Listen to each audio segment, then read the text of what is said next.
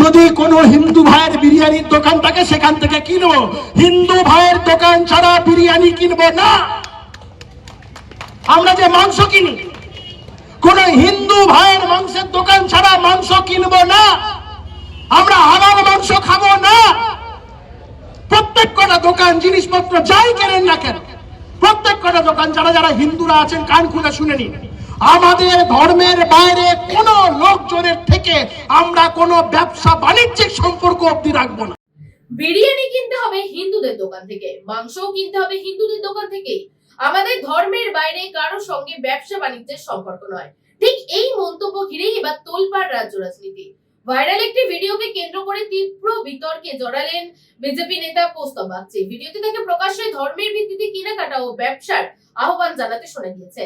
সামাজিক মাধ্যমে ছড়িয়ে পড়া এই ভিডিও ইতিমধ্যেই রাজনৈতিক মহলে ঝড় তুলছে।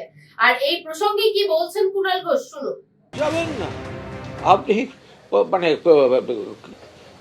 এইগুলো আমরা শিখেছি, এটা এটা বাংলার কালচার নয়। এবং কৌস্তব নিজেও কয়েকদিন আগে এসব মানেননি। এটা হচ্ছে এই ভয়ঙ্কর ঠান্ডায় ন্যাড়া মাথার উপরে একটা চাপ পড়ছে, একটু গরম ইয়ে পড়লে আমার মনে হয় এই বিরিয়ানি সমস্যাটা। বাংলাদেশি প্লেয়ার আইপিএল এ খেলতে পারবে না, কোন বাংলাদেশি পশ্চিমবঙ্গে হোটেল পাবে না, রেস্টুরেন্টে খাবার পাবে না, কিচ্ছু পাবে না। এবং আমি বলছি, আমরা সরকারের কাছে আর্জি করব, আমরা ক্ষুদ্র জায়গা থেকে বলছি যে আমরা পশ্চিমবঙ্গের জনগণ, ভারতবর্ষের হিন্দুরা বলছি, বাংলাদেশি তথা পাকিস্তানি তথা অন্যান্য জিহাদি মানসিকতার মানুষজনদের সাথে আমরা কোন রকম কোনো কোঅপারেশন করব না। আর আমরা যারা হিন্দুরা আছি আমাদের কিছুটা ঐক্যবদ্ধ হতে হবে।